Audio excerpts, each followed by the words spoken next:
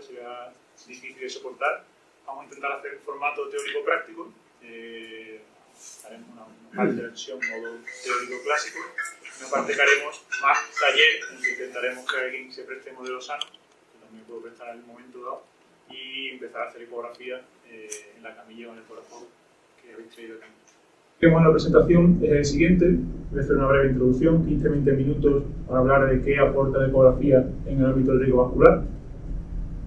Luego nos iremos ya a la parte, al meollo del taller, cuáles son las aplicaciones concretas de la ecografía en el ámbito del riesgo vascular, y trabajaremos con ella, haremos algo de práctica, en la arena sobre todo, y veremos si nos da tiempo 3-4 diapositivas final de perspectiva de la eco en el ámbito del riesgo vascular. Si vemos que vamos bien, lo contamos, y si no, cerramos con la parte práctica. Primera pregunta, ¿qué aporta la ecografía en el ámbito del riesgo cardiovascular? Si nos centramos desde el punto de vista clínico, que es el que más nos interesa, lo que hacemos en nuestro día a día.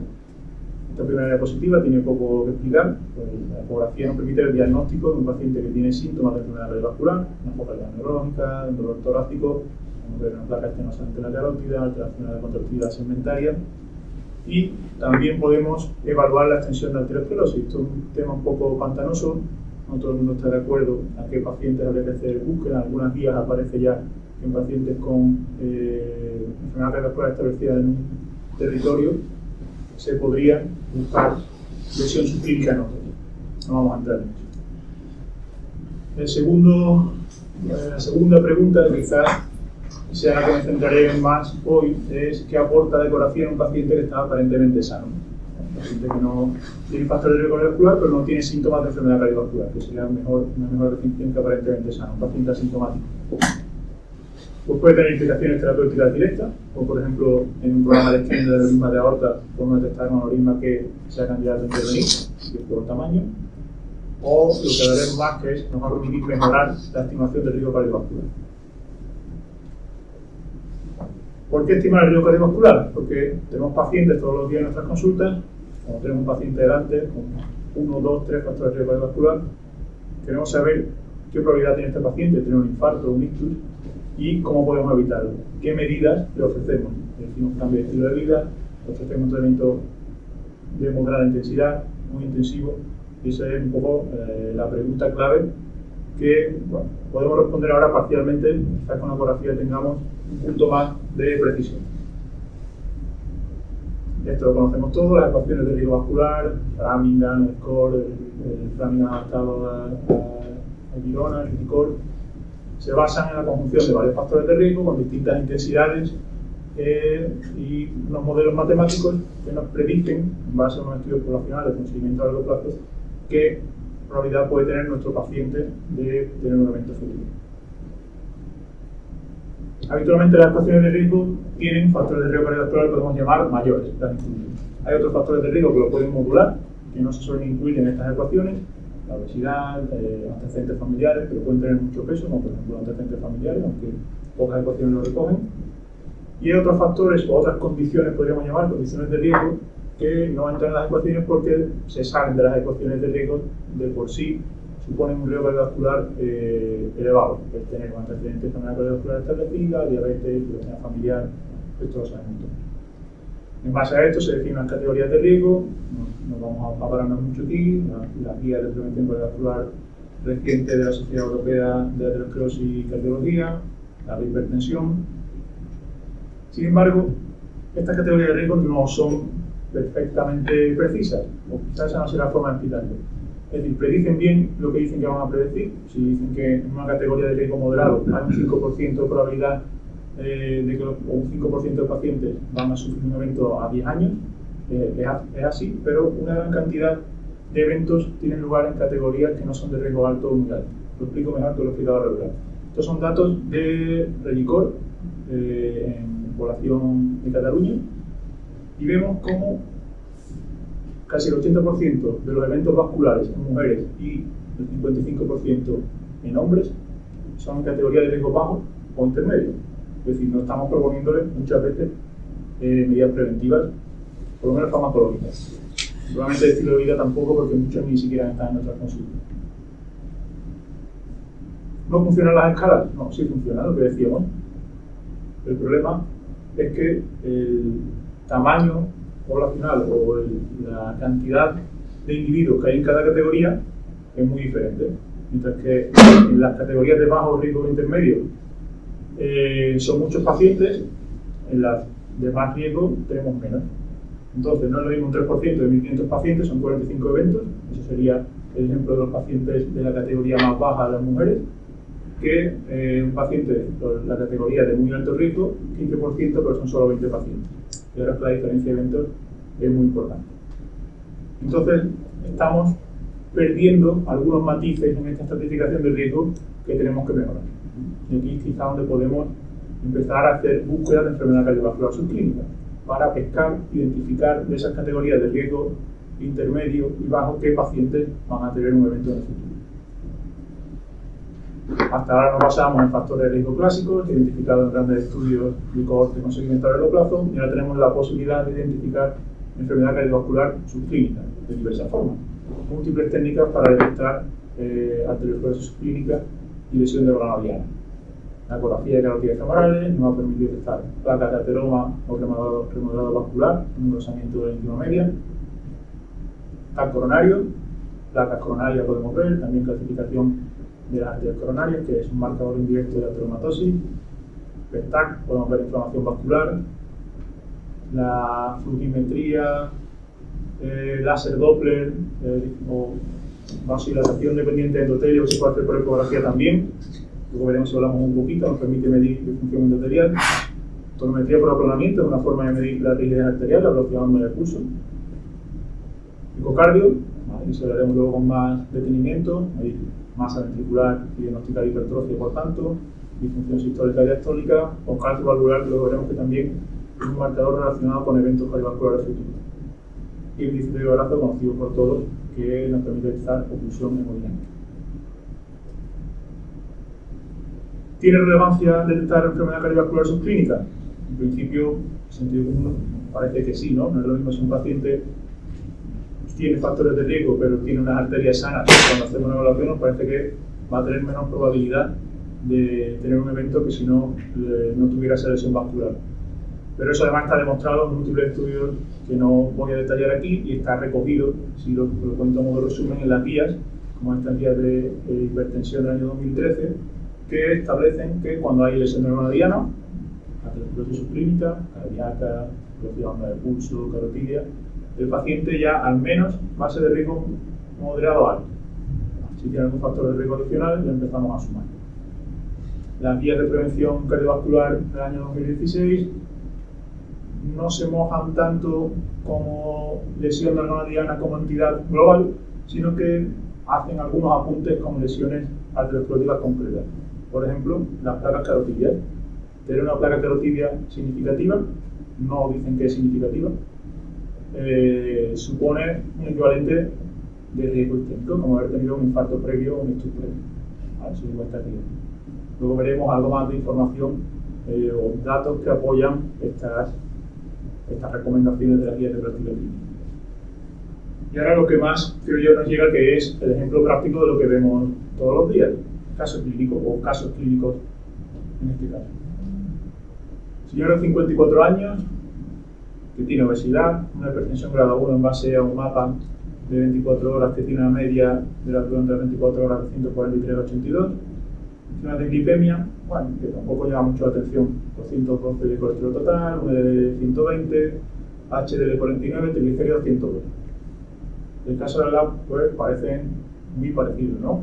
Marón, obesidad, hipertensión grado 1 con cifras muy similares y lípidos también bastante parecidos, ligeramente por encima de 200 colesterol total, LDL 134, un HDL bien para ser hombre y triglicéridos 142.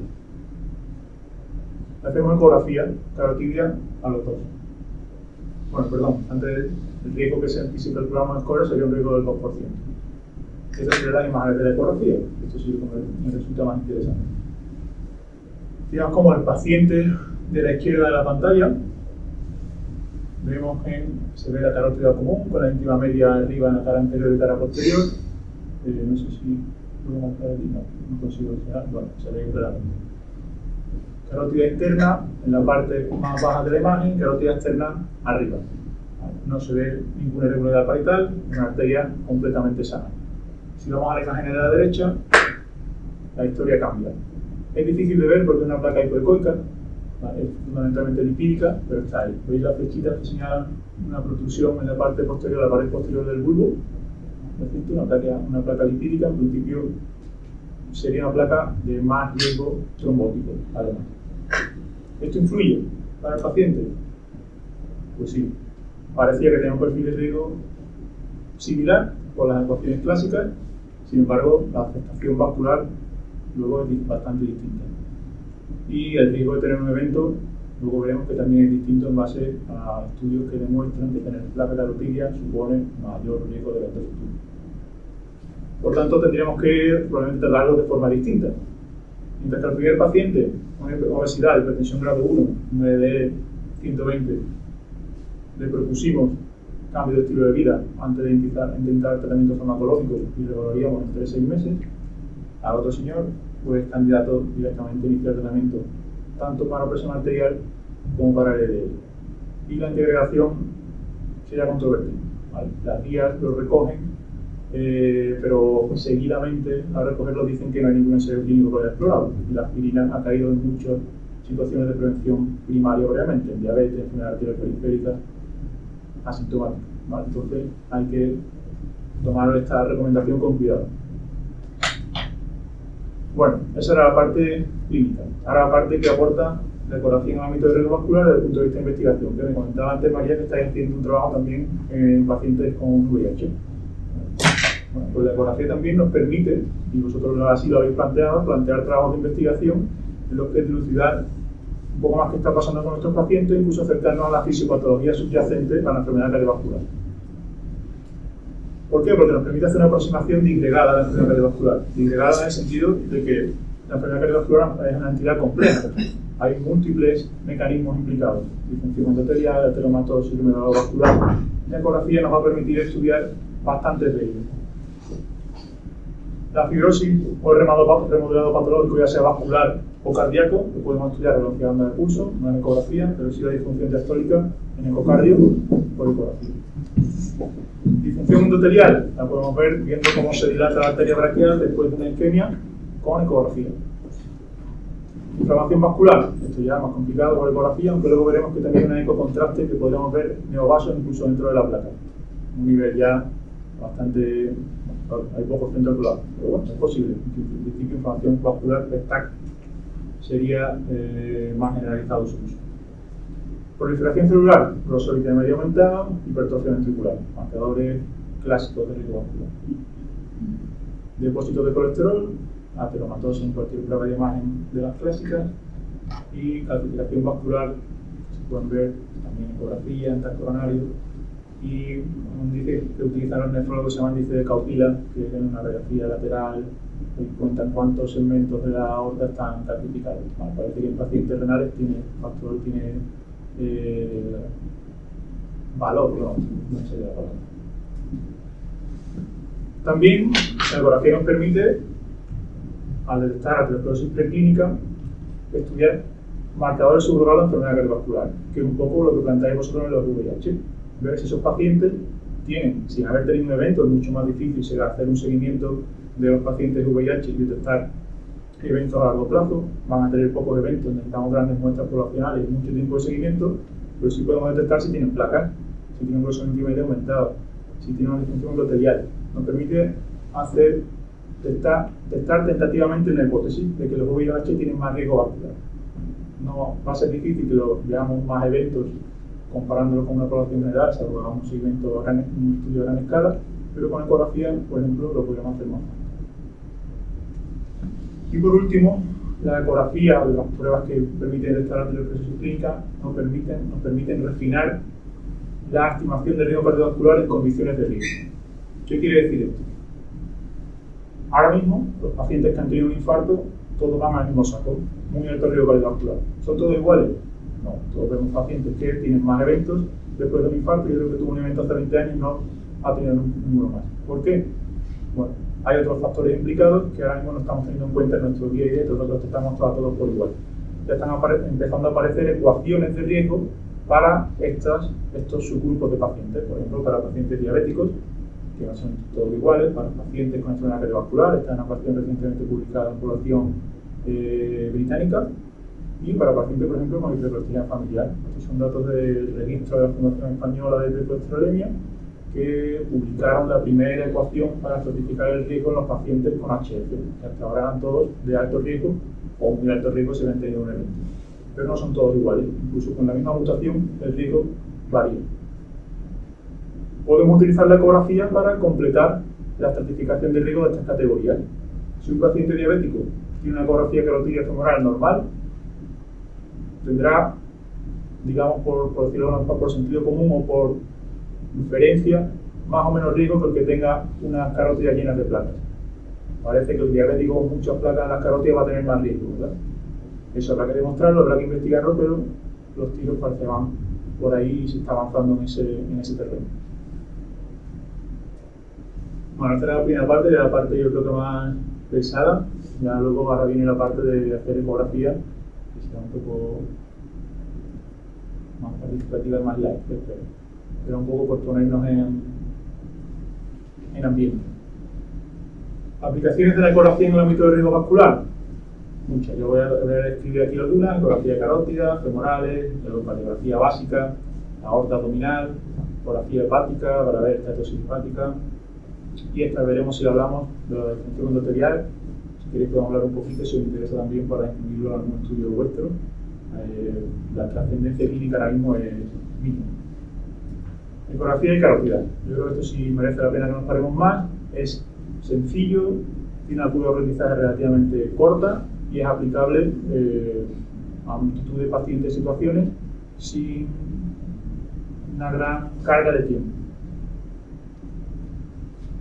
¿Qué utilidad puede tener la ecografía de carótidas? Detectar placas. Detectar placas es la más evidente. Las placas, hay una definición de la ASE, del consenso de Manning. Yo coloco aquí la de Manning, que es bastante parecida a la de la Asociación Americana de Ecocardiografía. No sé por qué lo hacen los cardiólogos, pero hacen ellos la definición. Las placas son estructuras focales que protruyen hacia el luz arterial al menos 0,5 milímetros o con grosor al menos 50% o más mayor que la íntima media circundante.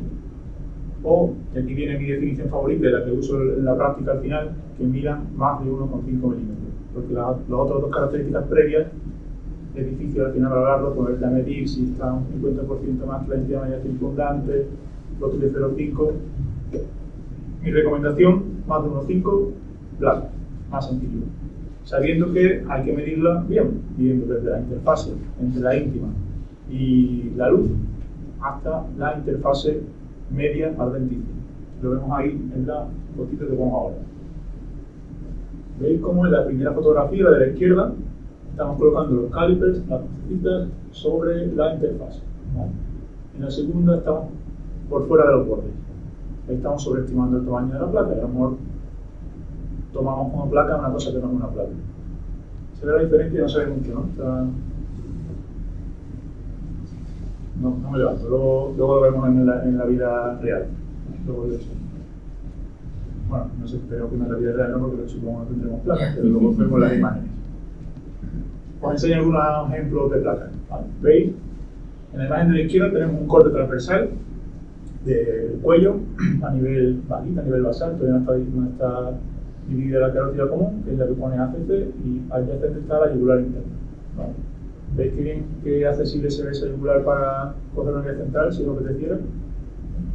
Veis que en la parte baja de la carótida común hay una estructura hiperecoica que no llega, parece que sí, es un poco de sombra acústica posterior, pero quizás se mejor en la proyección longitudinal, que está a la derecha de la pantalla. ¿Veis? Un corte longitudinal de una estructura tubular con una doble pared, una primera parte de la pared hiperecoica, que es la íntima, luego una estructura intermedia, una lámina intermedia hiperecoica, que es la media, y luego hay una adventicia que brilla mucho de nuevo. Y se ven placas, sobre todo una placa más evidente en la parte posterior del bulbo, con una sombra acústica posterior. Sí que se ve también grosadito la íntima media de arriba, la parte media, pero no está medida, no sabía.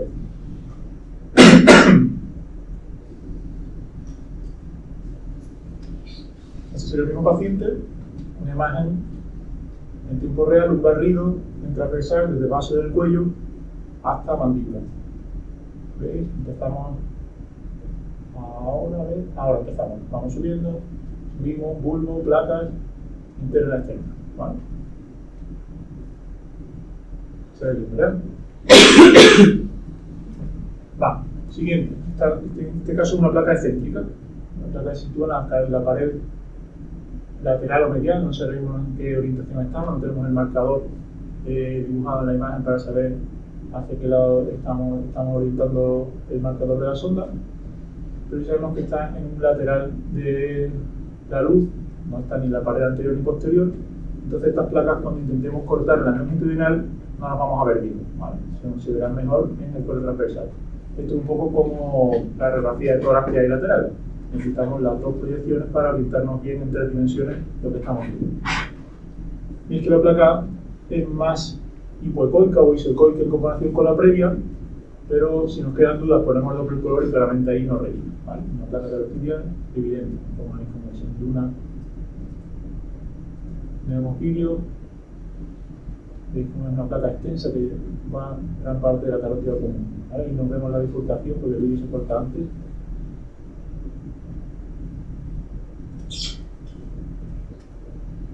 Último ejemplo de placa de carótida. Lo primero que hacemos habitualmente, luego veremos cuál es la metodología. Hacemos un barrido desde base del cuello hasta mandíbula, ¿vale? Centrando la carótida en el centro de la imagen, ¿vale? Es un barrido muy rapidito, puede ser un trozo para no aburrir la parte de la rostro normal, y la parte ya media de la carótida y bifurcación. Veis como hay una zona de ateromatosis calcificada con sombra posterior que no nos deja estudiar el resto de las estructuras. Un paciente que está haciendo una reconstrucción familiar heterocigoto. Estas eran las placas que tenían vistas en longitudinal.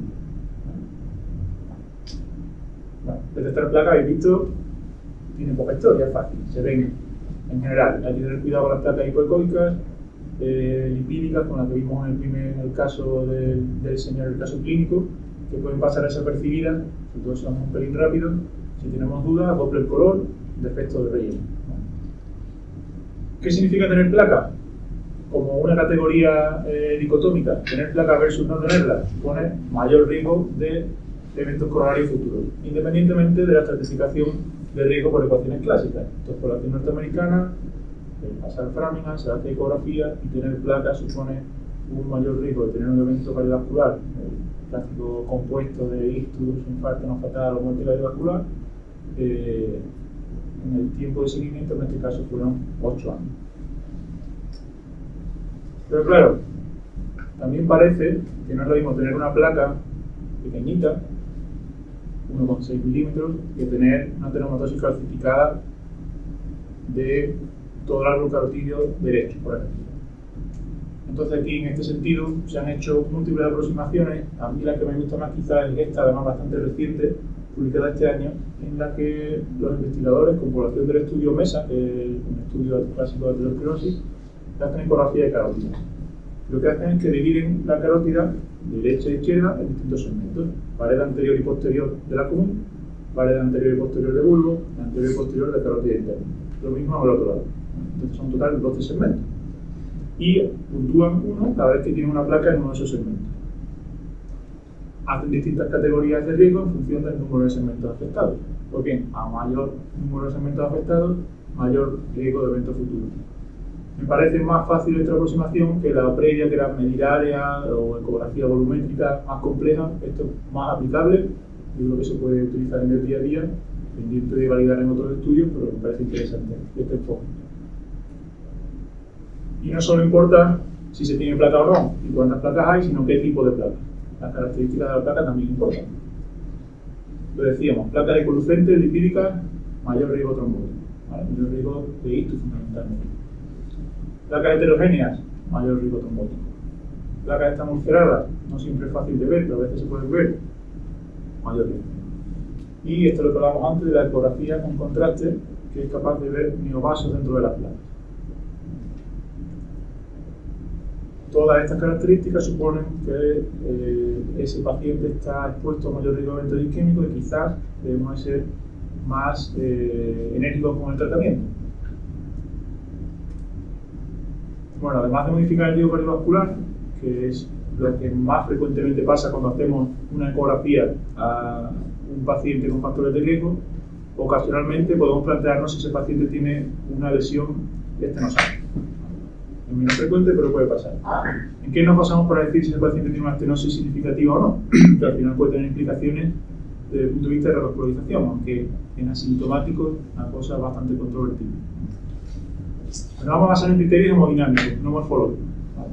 Los criterios hemodinámicos en ecografía están correlacionados con criterios morfológicos en arteriografía que se estudiaron o se propusieron en los ensayos que demostraron el beneficio de la revascularización cuando había síntomas o el menor beneficio cuando no había síntomas. Está basado en ensayos clínicos, referenciando los valores morfológicos de la arteriografía a unos valores hemodinámicos en ecografía. Sabérselo, yo no lo recomiendo para nada. Tener una tablita de consulta, quizás. Lo que yo suelo hacer, ponerme de acuerdo con quien revasculariza o quien está encargado de hacer la valoración de las indicaciones de revascularización en mi hospital y decidir qué pacientes, a partir de qué valores, voy a mandar al paciente para que haga una valoración reglada. Y lo que hago. Por encima de velocidades picosistólicas en la arteria carótida interna mayor de 125 centímetros al segundo, el paciente puede tener una estenosis más del 50% y se puede beneficiar de una valoración reglada por si fuera candidato a revascularizarse. ¿Vale? ¿Podemos hacer nosotros la valoración reglada completa? Pues no lo sé, probablemente necesitaría un curva de aprendizaje, yo creo, más larga, un aparato con garantías, con una buena precisión de Doppler pulsado y Doppler color, lo ideal es hacerlo en formato duplex, y yo tendría mi duda. Yo, si tenéis posibilidad de mandarlo a alguien de referencia, creo que es más razonable acordar unos criterios de derivación con un bajo índice, digamos, de falsos negativos. Es decir, mejor mandar un poco de más que no que se te escape la revascularización cantidad.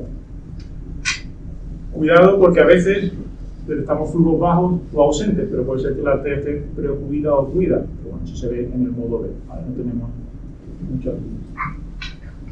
Yo creo que esto no vamos a pararnos mucho, esto es un poco más complejo, si queréis luego lo vemos, si alguien tiene especial interés, lo vemos en las prácticas, que ya están llegando, que ya llevo casi 20 minutos, ¿no? Yo creo que es momento de hacer algo. Y os lo cuento porque creo que de palabra al final se queda poco y viéndolo. Esto es un ejemplo de una paciente, una señora mayor que venía con una hipertensión sistólica de difícil control, una presión de pulso brutal y tenía una estenosis carotidia significativa que tenía esa velocidad picosistólica 240, si te vas a las tablitas estaba entre 70 y 80, nos mandamos, fue así, no se revascularizó, la señora hasta que me fui de Madrid, estaba asintomática y estaba bien, seguía un tratamiento hipertensivo, antigrada y medición del grosor íntima media. El segundo elemento que nos aporta la ecografía para mejorar la certificación de nuestros pacientes con factores de riesgo cardiovascular. Sistemática. Distintos consensos, yo muestro aquí el de Magni, también parecido al de la ASE. Habitualmente la medición de grosor íntima media tiene el problema de ser menos reproducible en la detección de placas, por un lado. Luego, la íntima media no siempre es igual en todos los segmentos. Y hay zonas que fisiológicamente se remodelan más sin tener significado patológico, por ejemplo el bulbo. Entonces hay una zona donde por consenso se mide que es la pared posterior de la carótida común, al menos 5 milímetros antes de acabar la carótida, ¿vale? Este trocito que veis en la derecha de la imagen, un trocito pintado como en naranja, esa sería la zona donde tendríamos que medir el grosor íntima media. Lo ideal, antes lo digamos con María, métodos automatizados o semiautomáticos, ¿vale? Manualmente menos reproducible, más probabilidad de error. Los métodos semiautomáticos o automatizados por completo nos hacen múltiples medidas, nos dan el grosor íntima media máximo, medio, nos permiten hacer varias medidas en poco tiempo. Se gasta menos tiempo, es más reproducible, más preciso. Lo ideal también, si tenemos tiempo, y sobre todo si estamos en un estudio de investigación, hacerlo al menos con 3 ángulos, como veis la fotito del señor ese, que un ángulo es 90 grados con el suelo, otro unos 45 grados y otro paralelo al suelo. Porque la íntima media no remodela igual en toda la circunferencia de la arteria. Ejemplos. Este es el formato o la técnica de medición de íntima media que tenemos en nuestro aparato, es por radiofrecuencia y sale la imagen así. Esas líneas verdes que veis son mediciones que hace el aparato del grosor de íntima media en la pared posterior de la carótida común. ¿Veis? Si miráis la parte de los numeritos, si no se ve bien, lo digo yo, ponéis 609, que 609 son micras. 0,6 milímetros, eso en principio es normal. Sin embargo, en otro caso tenemos otro paciente que tiene 1027 micras, grosor de íntima media de 1 milímetro, eso sería patológico. ¿Vale? Por encima de 0,9, según las guías de hipertensión, se considera patológico y lesión de normalidad. Luego veremos que las guías de prevención cardiovascular se han bajado del cargo del grosor de íntima media. Os lo cuento. Inciso, ¿qué os parece? Un caso que no tiene, bueno, sí tiene riesgo cardiovascular, pero no es un caso clásico de estilo cardiovascular. ¿Alguno ha hecho carótidas antes? No.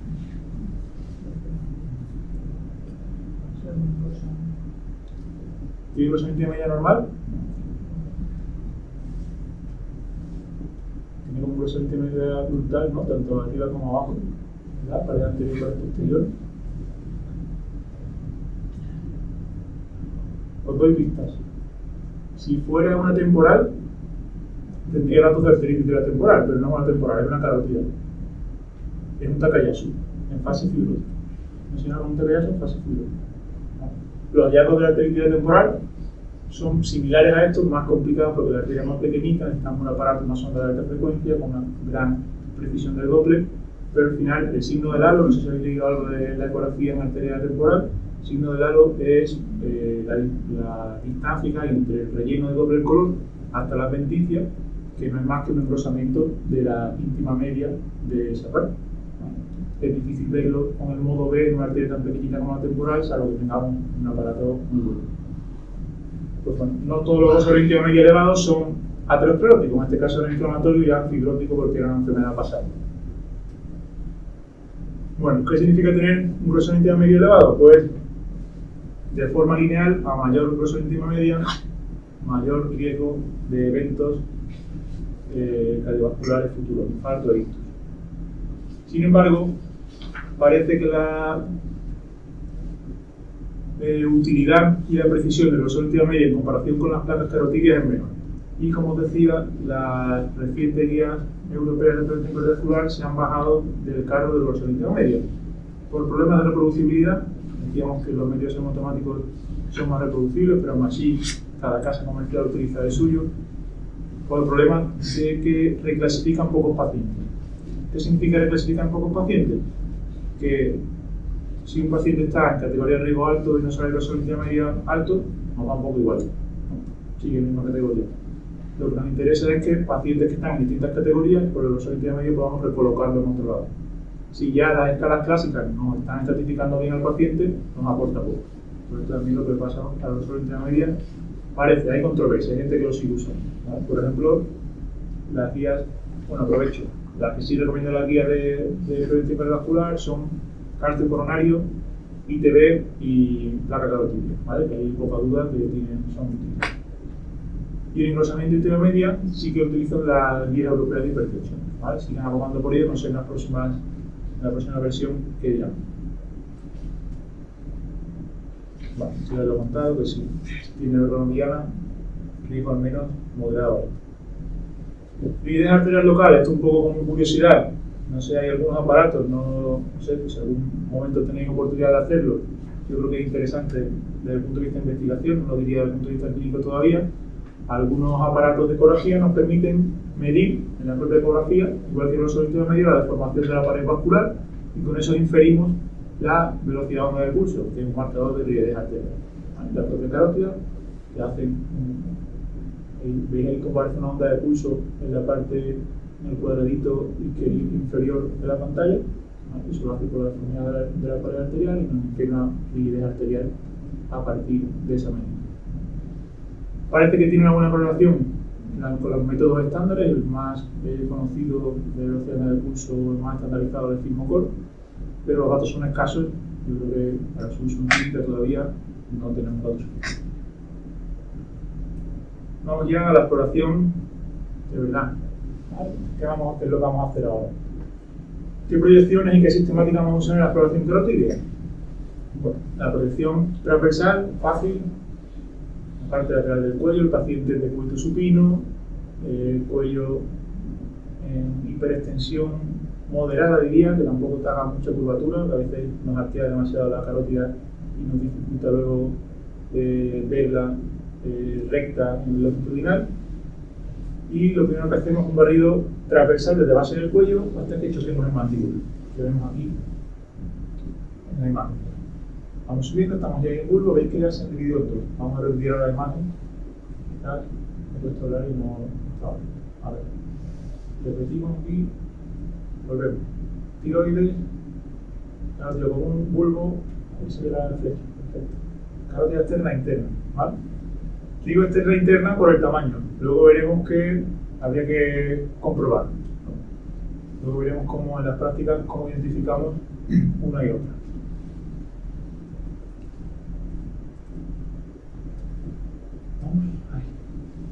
Segunda proyección que vamos a necesitar es longitudinal. ¿Vale?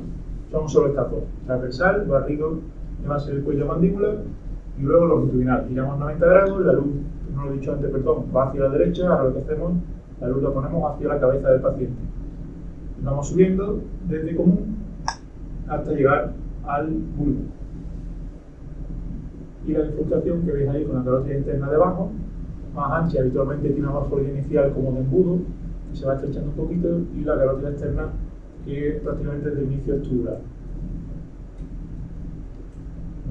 Vamos subiendo desde la base del cuello, subimos, estamos ya en bifurcación y vemos ahí la interna. ¿Vale? No estamos viendo la interna porque no está en este caso en el mismo plano.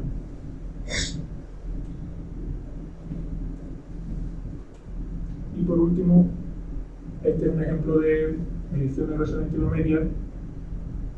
La proyección que utilizamos en la longitudinal no hay que tener ninguna, pues, no sé cómo decirlo, precaución especial en comparación con la proyección longitudinal clásica, salvo que tenemos que tener a mano muy quitecita, porque si el método es automatizado o semiautomático que guarda la imagen, no tanto, pero automatizado requiere que tengas una muy buena imagen de la íntima media para que las medidas sean precisas, y que luego tendremos que ir girando con distintos ángulos, 90 grados, 45 paralelo al suelo, si queremos ver con precisión el grosor intermedia de los distintos segmentos de la carótida común. Vamos a la práctica, ¿no? Bueno, me cambio de sensibilidad.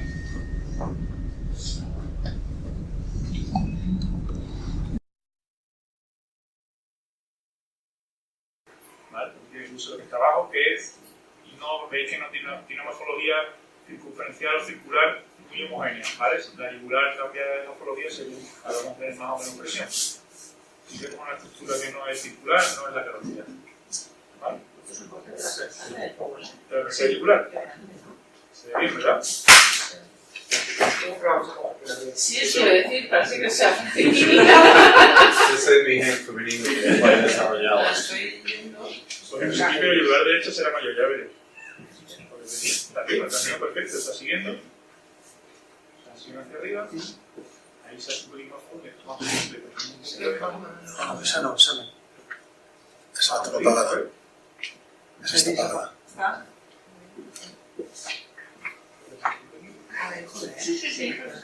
Sí, se ve también. Y a veces la perdemos un poquito antes. Nosotros tiene una ventana maravillosa de la bifurcación, en ese bifurca arriba. ¿Vale? Ahí se bulbo, veis que estamos trazando más ancho ya. Sí. Eso es bulbo. Y dentro de poco lo que pasa es que va a chocar con mandíbula, ahí se está dividiendo ya en externa e interna. ¿Eso no es esto? No, la yugular es la que estaba señalando tú a la izquierda. Eso es la yugular. Eso es. Esta es la bulbo. Eso es. Esa es la externa. Lo que es porque esta es su mandibular. Él tiene bifurcación muy alta. Cada uno tiene lo que puede. Es ahí. Sí, se está Ahí, el periodo de Marco te había descentrado de aquí por otro lado. Veis que la carótida tiene una estructura accesible, habitualmente no es difícil de ver, cuellos gruesos, cuellos cortos, y yo diría que es de las técnicas de ecografía que antes se puede abrir. Sí, carotidas, por decirlo de alguna forma. Pues no meternos a decir ya tiroides, adenopatías, que a lo mejor, bueno, tampoco es difícil, pero tienes que ver más.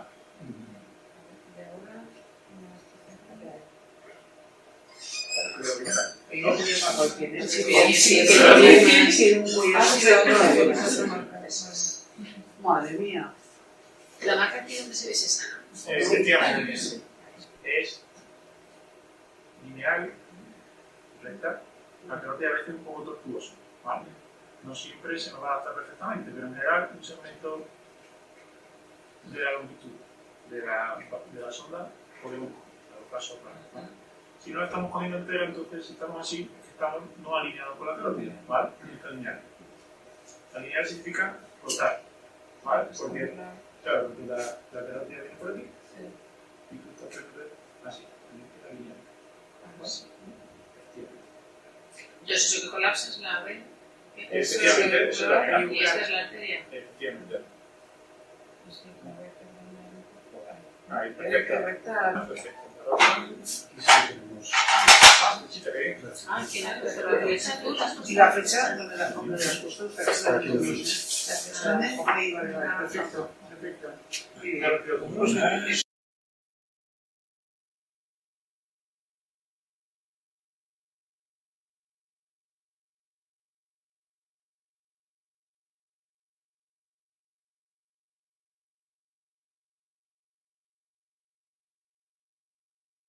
seguimos con ecografías femorales. ¿Vale? Yo creo que, bueno, esto para hacer práctica a lo mejor es más complicado, pero os lo cuento. La metodología es bastante parecida a las carótidas, está un pelín más complicado tener imágenes de calidad, sobre todo cuando hay más tejido celular subcutáneo, un pelín más tejido adiposo, más profundo. Cuanto más profundidad, menos definición de la imagen, pero bueno, no tiene tampoco una dificultad especial. ¿Qué utilidad tiene la ecografía de femorales? Bueno, igual que en carótidas tenemos muchísimos datos, muchos estudios que la avalan. En femorales es algo que está un poco la evidencia todavía en generación y falta mucho más que hacer, diría yo, que en carótidas. Es parecida a carótidas, pero la asociación con eventos cardiovasculares en grandes cohortes prospectivas está menos establecida, aunque hay estudios, no hay tantos. Electrones son más pequeñitos. Parece que puede tener valor aditivo la ecografía de carótidas en hombres de edad media. Veremos si en VIH o lo voy a hacer un modelo muy interesante. Parece. Y nosotros estamos haciendo también pacientes con HF y nuestra impresión es que en perfiles de pacientes con predilección por el territorio coronario, sabéis que no todos los pacientes tienen eventos vasculares en la misma zona, quizás las femorales predicen mejor la afectación coronaria de las carótidas. Sí. Se relaciona la presencia de placas carotídeas con la presencia de otros marcadores de lesión cardiovascular subclínica, con cálculo coronario en hombres. Esto es un estudio de aquí al lado de la gente de Zaragoza, de Fernando Cibeira, con trabajadores de la SEAD. Y las características de la placa también, sí, es que me acuerdo porque coincidí que estaba allí, por eso digo de la SEAD, que estaban allí todos los hombres. Digo hombres porque fueron en AOP. Es la OP. Ah, la llena, ¿no? La OP. Pues me he inventado la esa, ¿no? Bueno, he hecho lo que he podido. Y las características de la placa, la evolución parece que también predice mayor riesgo de eventos cardiovasculares.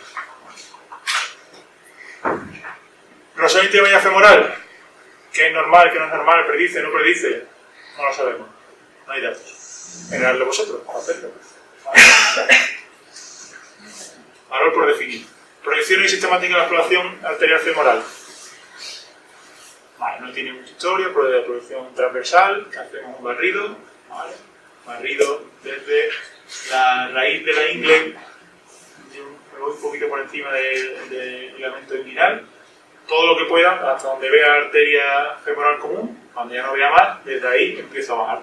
¿Vale? Este barrido, en este caso, va a ser descendente y vemos cómo la arteria femoral común se transforma en femoral superficial o femoral profunda. ¿Veis la imagen inicial? Bueno, pues es la que vemos muchas veces cuando buscamos TVP. Bueno, la arteria y la vena aquí otra vez está un poquito más accesible. Esta imagen no corresponde a este modelo sano, esta imagen corresponde a un paciente también con hipertensión familiar con ateromatosis en la femoral. Yo aquí he hecho porque la imagen que tenía no sé por qué no la encontraba, entonces tengo que hacer un montaje un poco cutre. Me perdonáis, veis que esta mano que está puesta encima quiere decir que está en longitudinal. ¿Lo veis? A la izquierda, corta pega de la imagen transversal. Hacia arriba, esa imagen se ve bien, pero habitualmente cuesta un poco más de trabajo. En este caso sí que los modelos sanos donde vemos bien la intronomía y la pero no tiene ninguna peculiaridad adicional con respecto. Estudiantes de medicina pegan ecocardio perfectamente sin estar en tercero de carrera, es una cuestión de habilidad manual de repetir y cuanto más tiempo le dediques, pues más cómodo te vas sintiendo. Ecografía endovascular. Bueno, diagnóstico, no voy a parar, sabemos cuál sirve para alteraciones de contractilidad, definición diastólica, neuropatías, bueno, eso no sería ecovascular exactamente. Pronóstico, masa ventricular izquierda hipertrofia, sería el indicador clásico o más importante de lesión cardiovascular subclínica a nivel cardíaco, el más estudiado. Calcificación valvular es uno menos estudiado y que tampoco se recoge en las guías, veremos 2 o 3 apuntes, bueno, puede ser interesante, pero tampoco es de uso generalizado. La masa del ventrículo izquierdo sí, ¿no? Esto está bastante claro, la masa de la hipertrofia ventricular es el momento patológico de la masa ventricular. La cuestión es definir qué es patológico. Como en casi todas las variables biológicas, hay una línea difusa entre lo que es normal y no normal. Una presión arterial que es 140-90, cuando sabemos que también a partir de 120 o 110 en adelante sigue habiendo un aumento lineal del riesgo vascular. Está basado en ensayos clínicos que demuestran beneficio a partir de esas cifras. Con la hipertrofia pasa un poco lo mismo, ¿vale? Una variable lógica que desde valores bajos hasta los más altos, de forma lineal, se relaciona con mayor riesgo cardiovascular. Puede ser una hipertrofia adaptativa. Hay pacientes que hacen ciclismo de fondo o atletismo y tienen valores de masa ventricular supuestamente patológicos, son una respuesta adaptativa del ejercicio, o puede ser patológica. El límite, como hemos dicho, es un poco difuso. Factores que influyen: sexo, raza, tamaño corporal, superficie corporal o altura. ¿Vale? Hay un poco de controversia, pero lo más generalizado es superficie corporal. La masa ventricular que calculemos la ajustamos por la superficie corporal del paciente. 2 o 3 apuntes importantes. Cuando calculamos la masa ventricular, que luego veremos, vamos a hacer un cálculo tridimensional en base a unas medidas lineales. ¿Vale? Medimos el grosor del ventrículo, de la pared del ventrículo, medimos el tamaño de la cavidad y medimos la pared posterior, y con eso introducimos una fórmula que generalmente está grabada.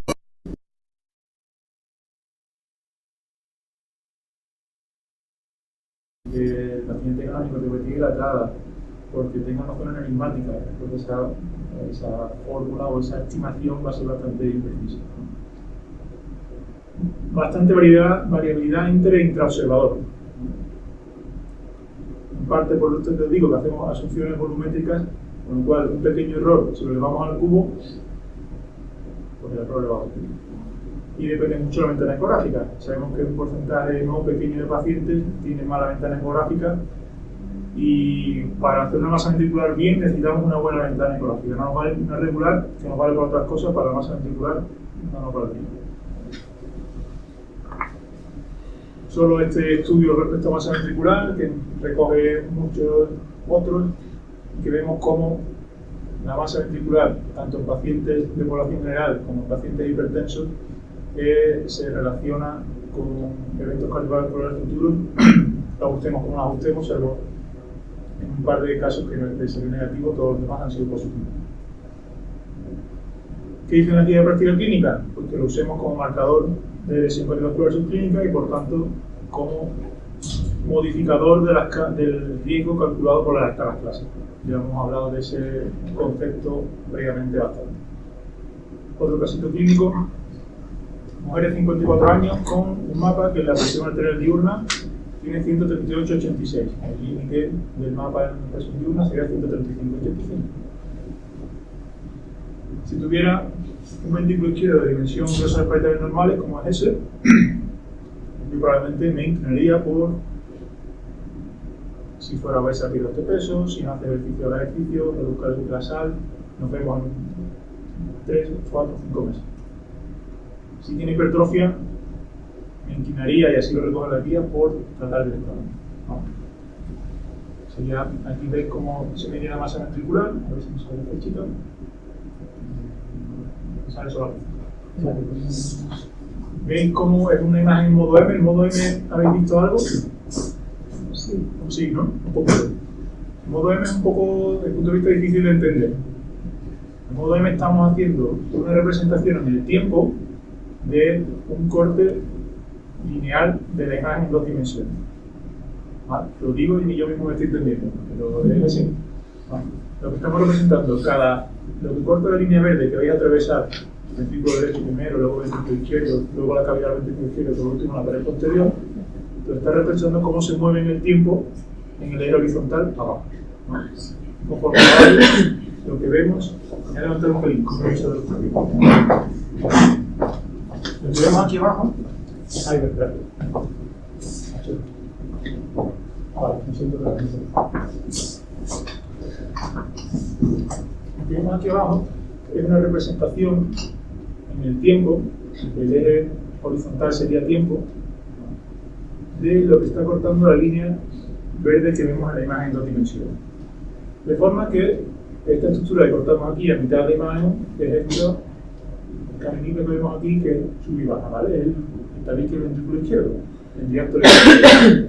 El hueco hipocoico que queda en medio es la cavidad del ventrículo izquierdo. Los movimientos que vemos en medio es que estamos cortando las válvulas, entonces está la válvula anterior mitral. ¿Vale? Y el último trozo que vemos aquí, previo al pericardio, es la pared posterior. Esto nos permite una medición más precisa de los grosores parietales y tamaño de las cavidades. Tampoco es imprescindible, podemos hacer la medición en modo 2D normal, es decir, en este modo. Pero la mayoría de los estudios se han hecho así. ¿Vale? Ya esto es un poco, depende de las posibilidades de cada uno. En el caso que estábamos viendo, pues, lo que decíamos, ¿no? Yo probablemente me inclinaría por tratar más para más. En cuanto a clasificación valvular, esto es muy fácil desde el punto de vista observacional o metodológico de detectarlo. ¿Vale? Varios estudios han asociado la presencia de calcificaciones valvulares mitrales o aórticas como el desarrollo de eventos futuros, ¿no? Con la mortalidad cardiovascular global y total, total y mortalidad cardiovascular y total, y con otros marcadores de lesión cardiovascular como la masa ventricular. Ahora viene aquí la parte un poquito más compleja, que es, si queréis que hagamos un poquito de ecocardio. Hemos visto algo de ecocardio previo, ¿verdad, María? Sí. Vale. Yo en la ecografía cardíaca, aunque la clase de riesgo vascular y he metido el rollo de la masa ventricular, si estamos empezando, yo no haría masa ventricular. Mi consejo. ¿Vale? Salvo que, bueno, si tenéis muy buena imagen y os sentís cómodos, pero yo de primeras probablemente no empezaría a hacer masa ventricular y, bueno, si queréis ir probando, vais viendo. Me parece interesante y a lo mejor más fácil de recoger otros parámetros que no he contado, pero si queréis cuento ahora de palabras que estáis viendo lo de que puede ser, por ejemplo, parámetros de disfunción diastólica, que suena más complejo, pero quizás técnicamente es más fácil de medir y más reproducible. Como puede ser el volumen de la aurícula izquierda, que se mide en el final 4 cámaras fácil y se reproduce, hay poca variabilidad interobservador, y datos de disfunción diastólica como el patrón de llenado, la calor en mitral. ¿Creo que visual tiene una aparato? Sí. Yo creo que eso, si lo queréis hacer, a lo mejor os resulta más fácil que si sois sobre todo varios los que participáis, y es muy interesante lo que se ha hecho menos. Pero bueno, eso ya cada uno podría ir. Para externar el eje largo, ¿vale? No lo habéis visto previamente. El espacio intercostal, yo ni siquiera digo que está en el tercer, cuarto espacio intercostal. Cada paciente lo tiene donde puede, buscáis por la zona y donde esté la mejor imagen, ¿vale? No pongáis a contar espacio desde el punto de vista no es práctico, no tiene utilidad. Pegáis el esternón, el recuerdo izquierdo del esternón, un poco por encima de la región de la mamila y buscáis por ahí. A veces un poquito más bajo, a veces un poco más alto. Lo que se ve, la estructura más superficial, más pegada a las otras del ventrículo derecho, se sigue luego por el tabique interventricular, la cavidad del ventrículo, por último la pared posterior. Nos vamos un poquito. En la parte derecha de la imagen tenemos la aorta, en este caso veis la valva cerrada, ¿vale? Aquí hay una y aquí otra, y la aurícula izquierda de abajo, ¿vale? Con los velos mitrales, el velo mitral posterior y el anterior que se ve un poquito. Si lo vemos en activo, veis cómo se mueve, ¿vale?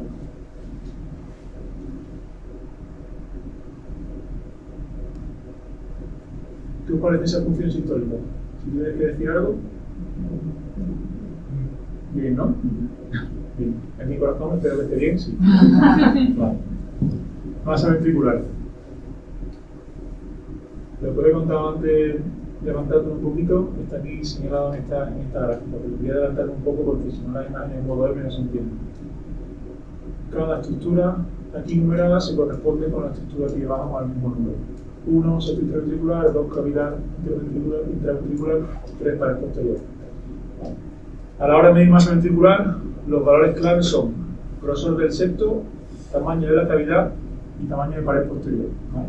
El grosor del septo por sí mismo es lo que habitualmente utilizamos para decir hipertrofia. Tiene un septo de 14 milímetros.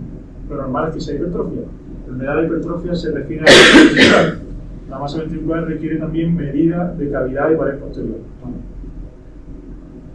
¿Por qué? Porque hay pacientes con septo normal que tienen hipertrofia, porque tienen una cavidad muy grande, por ejemplo en microhepatitis dilatada.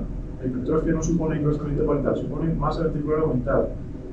Puede haber hipertrofia excéntrica. La hipertrofia excéntrica, las paredes no son gruesas, pero el corazón es muy grande. ¿Vale? La hipertrofia concéntrica es la que todos nos imaginamos. Corazón de tamaño normal, pero muy grueso. Y luego está el remodelado concéntrico, que las paredes están gruesas, pero no llegan a tener el límite de masa ventricular para diagnosticar hipertrofia. Si tenemos una imagen regular, podemos basarnos por el septo intraventricular. Es raro porque el paciente tenga una microhepatitis dilatada, porque tenga una zona enigmática, porque esa fórmula o esa estimación va a ser bastante imprecisa. Bastante variabilidad inter e intraobservador. En parte, por esto te digo que hacemos asunciones volumétricas, con lo cual un pequeño error, si lo elevamos al cubo, pues el error elevado.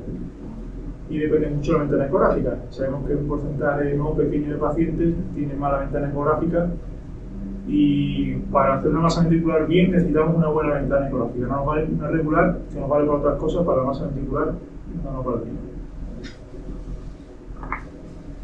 Solo este estudio respecto a masa ventricular, que recoge muchos otros, y que vemos cómo la masa ventricular, tanto en pacientes de población general como en pacientes hipertensos, se relaciona con eventos cardiovasculares futuros, lo ajustemos como lo ajustemos, salvo en un par de casos que de ser negativo, todos los demás han sido positivos. ¿Qué dicen aquí de práctica clínica? Pues que lo usemos como marcador de lesión cardiovascular subclínica y por tanto como modificador del riesgo calculado por las escalas clásicas. Ya hemos hablado de ese concepto previamente bastante. Otro casito clínico, mujer de 54 años con un mapa que en la presión arterial diurna tiene 138/86. El límite del mapa en la presión diurna sería 135/85. Si tuviera un ventrículo izquierdo de dimensión grosor paritales normales, como es ese, yo probablemente me inclinaría por, si fuera obesa, pierdo este peso, si no hace ejercicio, haga ejercicio, reduzca la sal, nos vemos en 3, 4, 5 meses. Si tiene hipertrofia, me inclinaría, y así lo recoge la guía, por tratar directamente. ¿No? Sería, aquí veis cómo se mide la masa ventricular, a ver si me sale la flechita. Sale solo la flechita. ¿Veis cómo es una imagen en modo M? ¿En modo M habéis visto algo? Sí, ¿no? Un poco. El modo M es un poco, desde el punto de vista, difícil de entender. En modo M estamos haciendo una representación en el tiempo de un corte lineal de la imagen en 2 dimensiones. ¿Vale? Lo digo y yo mismo me estoy entendiendo, pero es así. ¿Vale? Lo que estamos representando, lo que corta la línea verde que vais a atravesar, el ventrículo derecho primero, luego el ventrículo izquierdo, luego la cavidad del ventrículo izquierdo y por último la pared posterior, entonces está representando cómo se mueve en el tiempo en el eje horizontal abajo. ¿No? Conforme lo que vemos, voy a levantar un pelín, como he dicho de los películas. Lo que vemos aquí abajo, ahí va, espera. Vale, me siento claramente.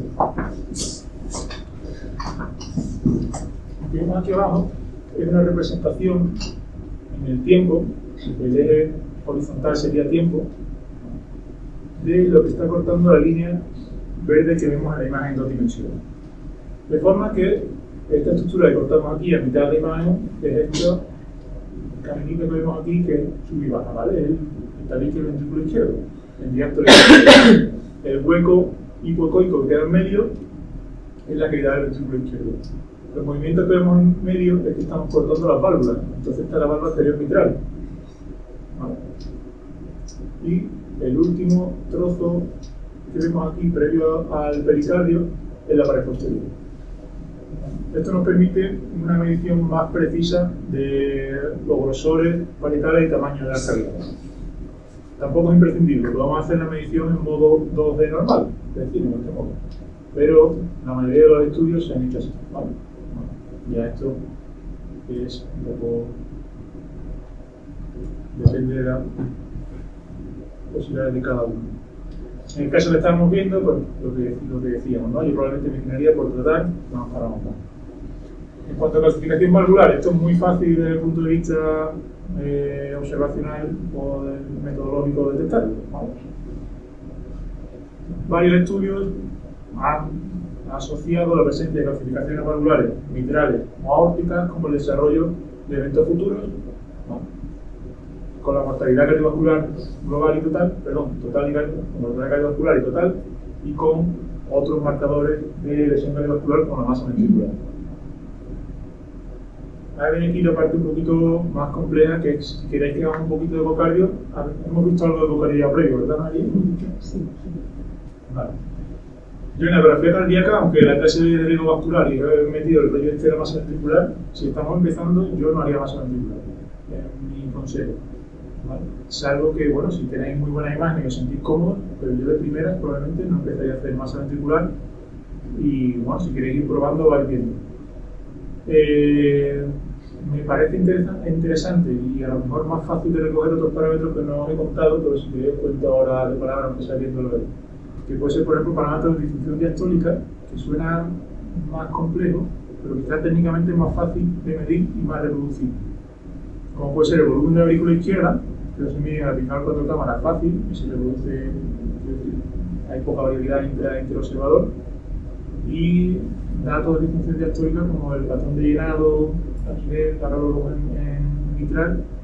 ¿Creo que visual tiene un aparato? Sí. Yo creo que eso, si lo queréis hacer, a lo mejor os resulta más fácil que si sois sobre todo varios los que participáis, y es muy interesante lo que se ha hecho menos, pero bueno, ya cada uno podría ir vosotros. Para extender el eje largo, ¿vale? No lo habéis visto previamente. El espacio intercostal, yo ni siquiera digo que está en el tercer y cuarto espacio intercostal. Cada paciente lo tiene donde puede, buscáis por la zona y donde esté la mejor imagen, ¿vale? No os pongáis a contar espacio desde el punto de vista más práctico, no tiene utilidad. Pegáis el esternón, el recuerdo izquierdo del esternón, un poco por encima de la región de la mamila y buscáis por ahí, a veces un poco más bajo, a veces un poco más alto. Lo que se ve, la estructura más superficial, más pegada a las otras en el ventrículo derecho, se sigue luego por el tabique interventricular, la cavidad del ventrículo, por último la pared posterior. Nos vamos un poquito. En la parte derecha de la imagen tenemos la aorta, en este caso veis la valva cerrada, ¿no? Aquí hay una y aquí otra, y la aurícula izquierda de abajo, ¿no? Como los velos mitrales, el velo mitral posterior y el anterior que se ve un poquito ahí. Si lo vemos en activo, veis cómo se mueve, ¿vale?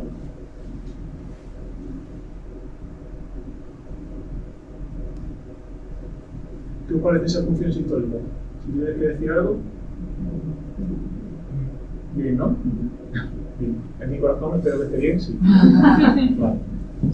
Masa ventricular. Lo que he contado antes, levantando un poquito, está aquí señalado en esta gráfica, pero voy a adelantar un poco porque si no la imagen en modo M no se entiende. Cada estructura aquí numerada se corresponde con la estructura que llevamos al mismo número. 1, septo intraventricular, 2, cavidad intraventricular, 3 pared posterior. A la hora de medir masa ventricular, los valores claves son grosor del septo, tamaño de la cavidad y tamaño de pared posterior, ¿vale? El grosor del septo por sí mismo es lo que habitualmente utilizamos para decir hipertrofia. Tiene un septo de 14 milímetros. Lo normal es que sea hipertrofia. Donde da la hipertrofia se refiere a la masa ventricular. La masa ventricular requiere también medida de cavidad y pared posterior, ¿vale? ¿Por qué? Porque hay pacientes con septo normal que tienen hipertrofia, porque tienen una cavidad muy grande, por ejemplo, el microhepatitis dilatada. La hipertrofia no supone engrosamiento parental, supone masa ventricular aumentada. Puede haber hipertrofia excéntrica. La hipertrofia excéntrica, las paredes no son gruesas, pero por el tamaño muy grande, ¿vale? La hipertrofia concéntrica es la que todos nos imaginamos. Corazón de tamaño normal, pero muy grueso.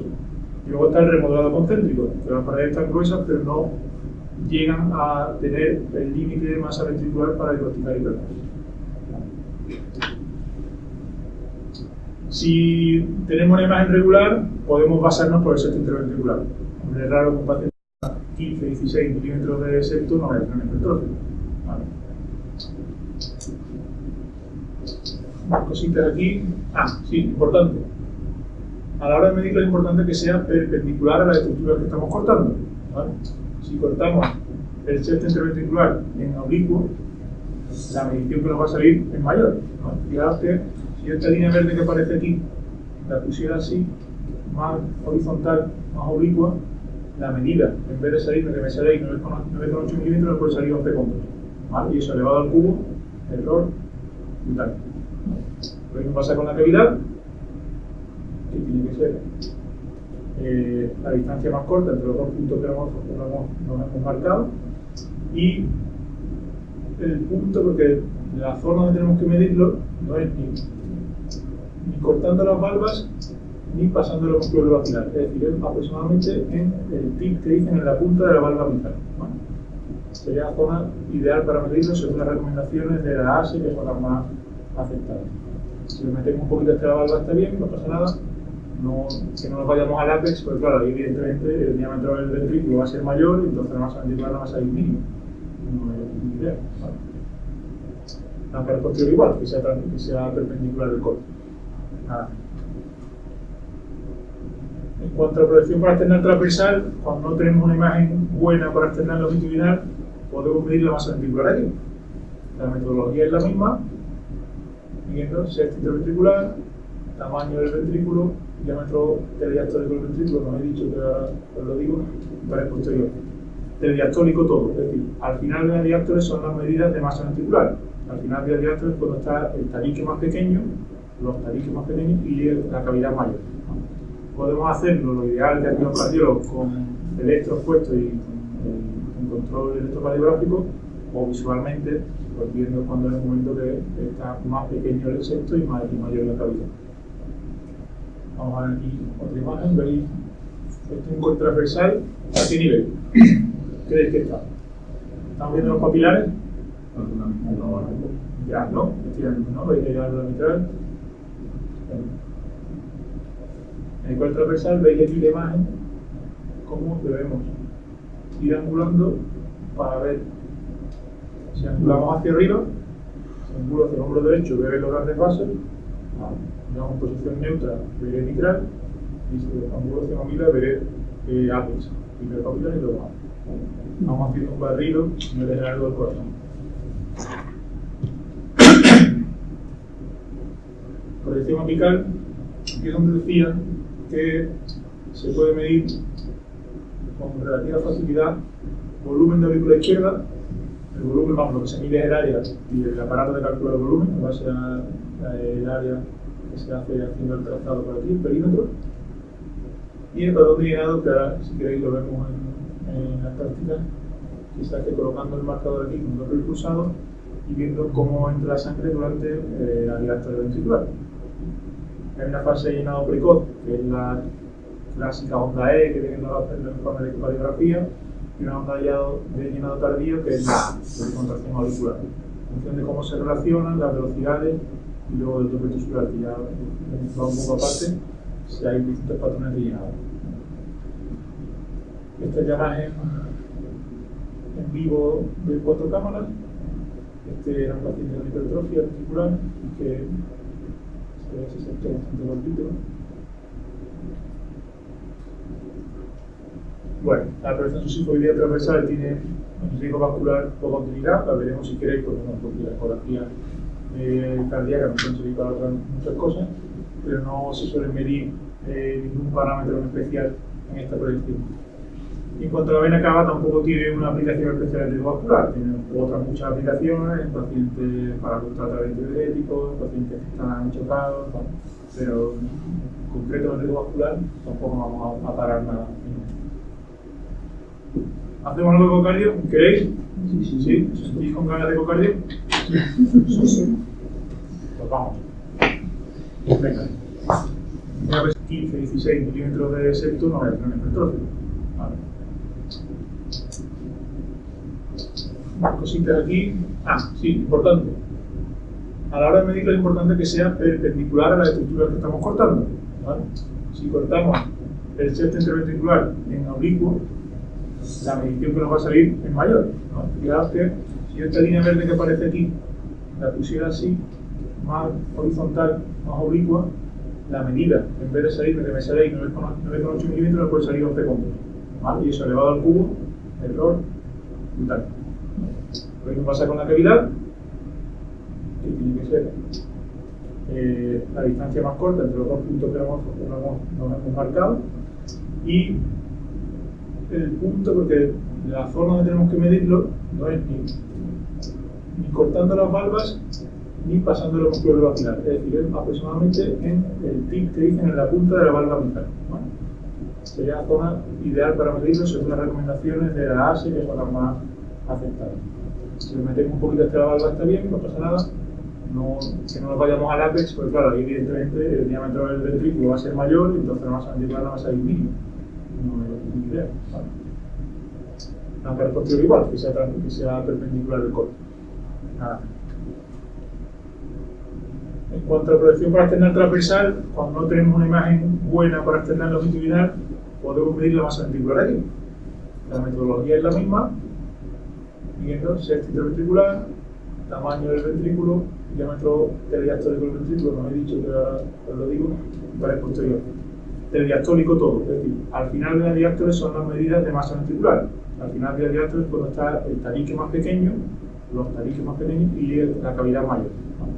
Podemos hacerlo, lo ideal de los cardiólogos, con electros puestos y con control electrocardiográfico, o visualmente, pues viendo cuando es un momento que está más pequeño el septo y mayor la cavidad. Vamos a ver aquí otra imagen, veis, esto es un corte transversal, ¿a qué nivel? ¿Creéis que está? ¿Estamos viendo los papilares? Ya, ¿no? ¿No? ¿Veis la válvula mitral? En el corte transversal veis aquí la imagen cómo debemos ir angulando para ver si angulamos hacia arriba, si angulo hacia el hombro derecho, veré los grandes vasos, digamos en posición neutra, veré mitral, y si angulo hacia mamila, veré ápex, primero papilar y luego ápex. Vamos haciendo un barrido y me dejaré algo del corazón. Proyección apical, aquí es donde decía que se puede medir con relativa facilidad volumen de aurícula izquierda.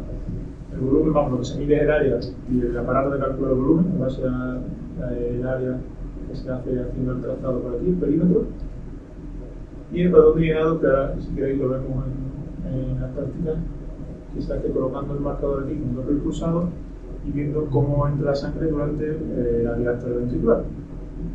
Hay una fase de llenado precoz, que es la clásica onda E que tiene los informes de ecocardiografía, y una onda de llenado tardío, que es la contracción auricular. En función de cómo se relacionan las velocidades y luego el doble tisular, que ya va un poco aparte, si hay distintos patrones de llenado.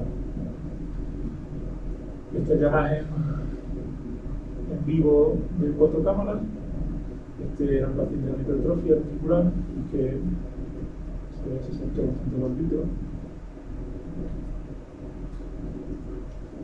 Bueno, la prevención de suscifoidea transversal tiene un riesgo vascular poca utilidad, la veremos si queréis, porque la ecografía cardíaca nos puede servir para otras muchas cosas, pero no se suele medir ningún parámetro en especial en esta proyección.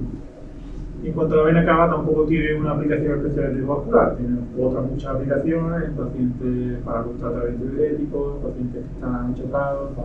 Pero en concreto en riesgo vascular tampoco vamos a parar nada. ¿Hacemos algo de cocardio? ¿Queréis? ¿Sí? ¿Os sentís con ganas de cocardio? Sí. Pues vamos. Venga. No, me parece genial eso, porque es verdad que es una de las recomendaciones que hacen algunas guías, que aprovechando alguna exploración cardíaca se mide también la aorta abdominal. No siempre, pero si lo hace por un vecino hay una que más. Sí, ¿no? Algunas guías lo recomiendan. Ahora os contaré luego, bueno, ahora os cuento lo del screen de aneurisma de aorta abdominal. La ecografía de aorta abdominal, el valor fundamental que va a tener es evaluar el diámetro de la aorta abdominal. La clave es decidir a quién le hacemos esta ecografía de la aorta abdominal. Como decía la compañera, me llama la atención, pero me parece muy interesante que los cardiólogos lo hagan, porque es verdad que tardan 30 segundos más en bajar un poquito abajo, mirarlo, y el valor pronóstico o implicación terapéutica que puede tener con el paciente es interesante. ¿Vale? Evidentemente, si detectamos un aneurisma de aorta por encima de un tamaño que tenga indicación quirúrgica, pues directamente lo referiremos, pero si no, también tiene otro tipo de implicaciones que va a ser de percusión sobre el riesgo vascular. Esta es una imagen clásica de aneurisma de aorta abdominal con trombo intramural, se ve claramente, ¿verdad? El gran trombo, la imagen de debajo. Sabemos que hacer screening de aneurisma de aorta abdominal puede disminuir complicaciones relacionadas con el aneurisma en determinados subgrupos de pacientes. Concretamente en varones entre 65 y 75 años parece más, depende de la guía, no se ponen muy de acuerdo, pero sobre todo en fumadores, parece que está todo el mundo de acuerdo, que deberíamos ir a hacer un screening de todos los pacientes que tengan de 65 y 75 años y sean fumadores. Son muchos, ¿vale? Yo por lo menos en mi ámbito no lo hacemos, no sé si aquí será. Me parece una cosa que está por implementar y por mejorar. ¿Por qué? Porque hacer screening disminuye la mortalidad de estos pacientes y además brutalmente, es que se recibe la mitad. Pero además, disminuir mortalidad por complicaciones abdominales, también el diámetro de la aorta abdominal se relaciona con complicaciones cardiovasculares no aórticas, infarto, ictus. Y esto se relaciona no solo para diámetros indicativos de aneurisma, es decir, por encima de 3 centímetros, sino también por dilataciones preaneurismáticas, que llamamos, que es entre 2,5 y 3 centímetros. El valor que puede tener este diámetro de la aorta abdominal intermedio no está bien definido, pero lo que sí está claro es que aumenta el riesgo cardiovascular de estos pacientes. Si tenemos que ser más intensivos o no en el control de factores de riesgo, no se han hecho ensayos para explorar eso. Quedaron como el riesgo de hospitalización en este estudio británico de hace unos añitos aumentaba, por ejemplo, con cardiovascular cuando el diámetro de la aorta abdominal estaba por encima de 2,5 centímetros o más. Y como las guías europeas recogen que la presencia de aneurisma de aorta por encima de 3 centímetros supone una enfermedad aterosclerótica establecida. ¿Vale? Sabéis que los factores de riesgo en esto de la enfermedad cardiovascular se solapan y no todos contribuyen de igual manera a distintas entidades. El tabaco es un factor fundamental en ese aneurisma, como también enfermedad coronaria e ictus, pero quizás, por ejemplo, la diabetes es un factor que cuenta un poco en el aneurisma de aorta, ¿no? Entonces, ¿cómo controlar los factores de riesgo en pacientes con aneurisma de aorta? Tampoco es una cosa que esté muy explorada. Fijaros aquí lo que hablamos del screening. Estas son recomendaciones del servicio US Preventive Task Force en el año 2014 de Estados Unidos, que dicen que a todo hombre entre 65 y 75 años que haya fumado alguna vez hay que hacerle screening de aorta de aneurisma de aorta abdominal. Una ecografía, un barrido transversal y longitudinal de la aorta abdominal. En casos de hombres entre estas edades que no hayan fumado, pero casos seleccionados, que tengan antecedentes familiares, que tengan aneurisma de aorta en otra localización, deberíamos también quizás hacer eso. ¿Vale? Parece que en mujeres este beneficio no sería tal, ¿vale? La incidencia de aneurisma en mujeres es bastante menor, sobre todo si no han fumado, seguro que no. Este es un algoritmo propuesto que se puede dar screening de patología de aorta abdominal que está basado en parte en guías, en parte en cosecha propia. ¿Vale? Cuando el diámetro está por debajo de 24 milímetros parece que no habría que hacer nada distinto. Si estamos entre 25 y 29, pues yo creo que promover el cambio de estilo de vida es fundamental el tabaco, ¿no? Ahí sí claramente el factor que más influye en el desarrollo de aneurismas. Y probablemente, el que esto no está tan recogido en las guías, la hipertensión mal controlada, yo creo que también tendría un papel importante. Hay que hacer rescreening, esto no está claro. Y lo que sí, bueno, si tiene un diámetro de aneurisma, pues en función del tamaño, vemos que hacemos control ecográfico nosotros, lo mandamos directamente al cirujano vascular, me parece incluso más razonable. Proyecciones sistemáticas de ecografía de aorta abdominal. Bueno, la exploración se encuadra en la ecografía abdominal, en línea media, la sonda posición transversal, marcador a la derecha y empezando en epigastrio hacemos un barrido hacia la región umbilical aproximadamente, que ya ahí se está bifurcando la aorta. Yo antes de empezar a hacer ecografía creí que se bifurcaba como, no sé, ahí en hipogastrio, ¿no? Pero se bifurca bastante más alto de lo que uno piensa, ¿no? Esta imagen es una imagen alta porque tenemos todavía hígado y estamos viendo aorta que está dando una rama, probablemente sea una renal, o sea, hacia lateral. Vemos la vena cava inferior y el marcador clave para encontrar la aorta, sobre todo cuando son pacientes obesos, la sombra del cuerpo vertebral, ¿vale? Cuando el paciente es delgado la aorta se ve muy bien, cuando el paciente es obeso aquello es complicado. Y hay dos puntos clave, aquí con los trucos: apretar mucho, ver la columna, ¿vale? Apretar, ver la columna y mirar a la derecha de la columna, que es la izquierda del paciente, porque el marcador está a la derecha, ¿vale? Lo que veáis ahí, poner el doble pulsado y eso será la aorta casi segura, ¿vale? Vamos a ver un vídeo.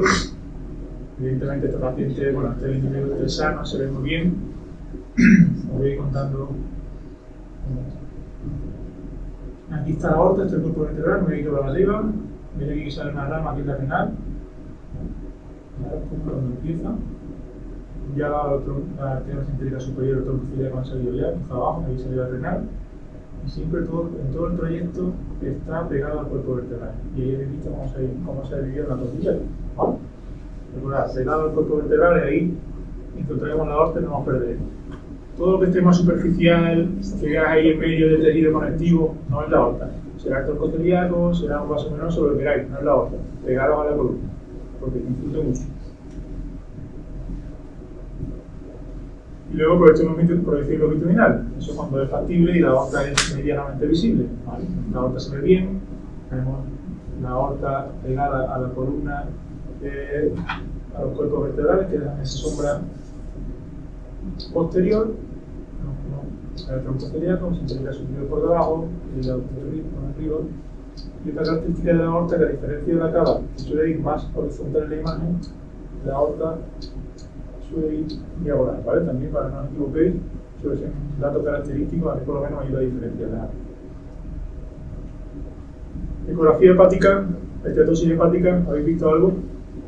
No, ¿No? solo, pero No. ¿Os interesa la estatosis hepática? Sí.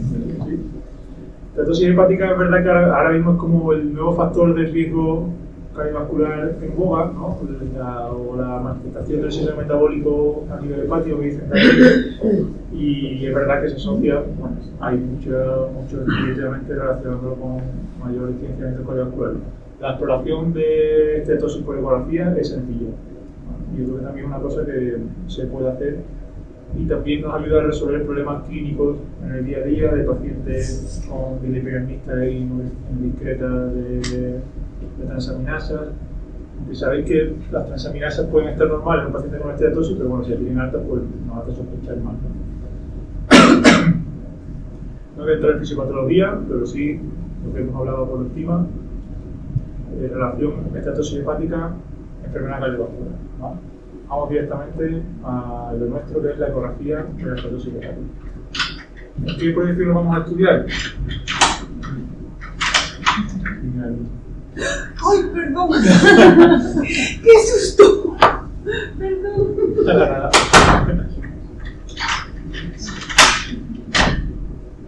La proyección que vamos a estudiar es la línea medio axilar, línea medio axilar derecha, longitudinal, marcador hacia arriba, ¿vale? En la imagen o la misma proyección que utilizamos para ver si hay líquido libre, ¿vale? En la fosa hepatorenal. Y comparamos la ecogenicidad del parénquima hepático con la de la corteza cerebral adyacente. ¿Qué más se ve? ¿He dicho algo? No. Solo he dicho diferencias. Vale. Aquí vemos hígado, riñón y el diafragma por debajo. ¿Vale? Vemos que la ecogenicidad es bastante parecida, ¿verdad? ¿Cuáles son los hallazgos ecográficos en la estetosis hepática? Dos, fundamentales. Brilla más el hígado que la corteza cerebral adyacente, hiperecognicidad del parénquima hepático y atenuación del ultrasonido, de forma que vemos peor los segmentos posteriores, los segmentos más profundos del hígado. Brilla más el hígado que la corteza cerebral adyacente. ¿Por qué no miramos pegando al riñón? ¿Por qué no miramos el hígado directamente y decimos que brilla más y ya está? Porque no tenemos ningún elemento de comparación. Si yo doy mucha ganancia y veo el hígado brillante, no es que me estoy pasando de ganancia, brilla mucho por eso. Tengo que tener algo de comparación que yo sepa qué cognicidad suele tener. Por eso tenemos que comparar con la cognicidad renal, que salvo en casos de nefropatía avanzada y demás, no suele estar muy alterada. ¿Vale? Alteración de las estructuras profundas, porque los ultrasonidos van a rebotar, entre comillas, va a haber mayor refracción de ultrasonido en las capas más superficiales y llega un poco a la profundidad. Ahora lo verán. Estas son imágenes de pacientes sanos, veis como la estructura, la cognicidad del hígado y del riñón son muy parecidas, y un paciente con estenosis hepática moderada severa. Veis como brilla mucho más el hígado y como los segmentos posteriores de aquí no sabemos qué estamos viendo casi, ¿no? Aunque todavía se ve el diafragma. Hay pacientes peores que ni siquiera se ve el diafragma, ¿vale? El derecho, hiperactividad, ya esto es maravilloso. Un poco por explicar lo que estábamos viendo, refracción, atenuación, qué pasa en el hígado estetóxico. Bueno, cuanto más refracción hay, más atenuación hay también, ¿verdad? Vamos a ver por partes. En esta situación inicial tenemos un alto ultrasonido que una parte importante o una parte pequeñita es refractada y una parte importante sigue en profundidad. Cuando hay una diferencia de impedancia, no sé la palabra, en una interfase, hay mucha refracción de ultrasonido y penetra un poco ultrasonido, ¿vale? Brilla mucho esta estructura, pero lo que hay debajo de esa estructura lo vamos a ver peor. Pasa, por ejemplo, aire, hueso, que no vemos nada debajo, ¿verdad? Y en esta situación pasa al contrario. Son estructuras con impedancia muy parecida, con lo cual, lo he hecho al revés, ¿no? Pues me sale lo que es igual. Bueno, me estoy contando algo raro, porque aquí no sé por qué me sale. No se funciona bien, ¿no? No, me sale, lo estoy contando yo mal porque el dibujo no es el que yo esperaba, pero bueno, lo cuento de palabras. Cuando hay poca diferencia de impedancia, penetra mucho ultrasonido, brilla poco, refracta poco, ¿vale? Refracta poco, brilla poco, sería así. ¿Qué pasa en el hígado sano? Es una estructura más o menos homogénea, casi todo el ultrasonido va a seguir pasando y va a brillar poco. ¿Qué pasa en el hígado estetóxico? Está infiltrado de vesícula litídica, muchas interfaces, más hemogenicidad, brillan más ultrasonidos se refractan, menos llegan a profundidad. Entonces la explicación de por qué el hígado estetóxico brilla mucho y los segmentos posteriores se ven peor. ¿Vale? Tenemos el caso, otro caso distinto. ¿Es precisa la ecografía para diagnosticar estetosis? Que había también bastante controversia. Bueno, pues la verdad es que es bastante precisa, sobre todo para estetosis al menos moderada, por encima del 70% de infiltración de hepatocitos. La ecografía tiene una sensibilidad del 85%, de especificidad casi del 94%. Es decir, cuando tenemos aproximadamente el 85% de los casos que son positivos de ecografía tienen estetosis y el 94% que son negativos en ecografía son sanos cuando lo hacen la vida. ¿Vale? Importante, la estetosis no siempre tiene la misma implicación desde el punto de vista ni de complicaciones hepáticas ni de complicaciones cardiovasculares. Puede influir tener más o menos infiltración grasa, pero sobre todo puede influir qué repercusión tiene la estetosis. Lo que nos preocupa de verdad en la estetosis es el NASH, ¿no? La esteatopatitis no alcohólica. Cuando ya parte de infiltración grasa, hay, como voy a contar ahora para no repetirme, infiltración de hepatocitos, infiltrado inflamatorio, y en fase más avanzada fibrosis, ¿vale? Aunque no es un criterio diagnóstico como tal del NASH, pero es el principal factor pronóstico de complicación hepática. ¿Qué papel tiene la ecografía aquí? ¿Podemos cuantificar por ecografía la cantidad de estatosis hepática? Podemos hacer una evaluación semi-cuantitativa, subjetiva, que ya antes os lo he hecho una pequeña introducción, ¿no? Hay distintas clasificaciones, yo me baso en esta, que es del grupo, que aparece en la página web de la SEMI, pero la utilizan muchos otros autores, y me parece bastante intuitiva y fácil. 3 categorías: leve, moderada, grave, en función de los parámetros que os cuento ahora.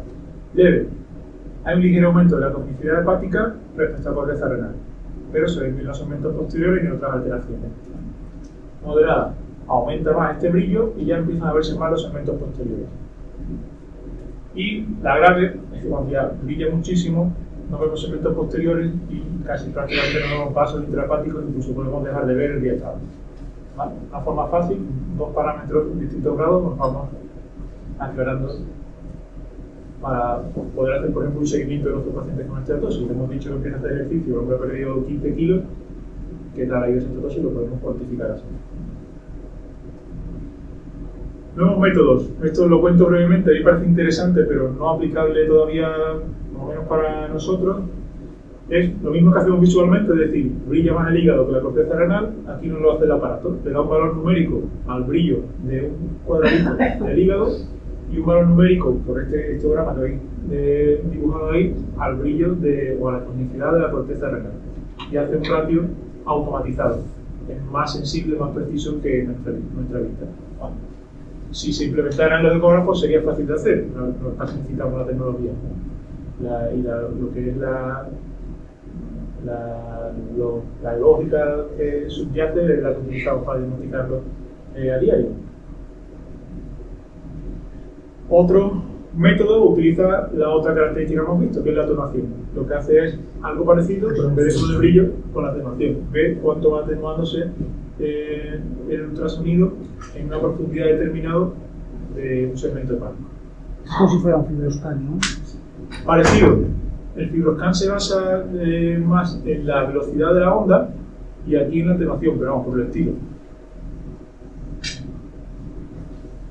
Precisamente hablando del fibroscan, bueno, para evaluar inflamación y lesión celular, no podemos hacerlo por imagen, por lo menos hasta el momento. Necesitamos biopsiar al paciente.